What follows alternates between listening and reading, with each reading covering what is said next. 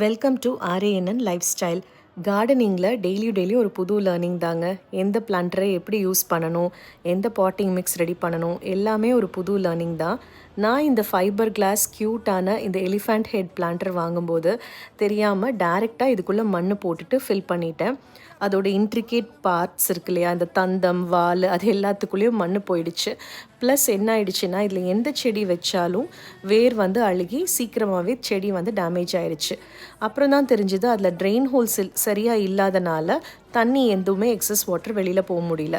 So அதுக்குன்னு ஒரு க்யூட்டான ஒரு குட்டி ஒரு டப்பாவை ரெடி பண்ணி அதில் ட்ரெயின் ஹோல்ஸ் போட்டு இப்போ பிளான்ட் வச்சாச்சு.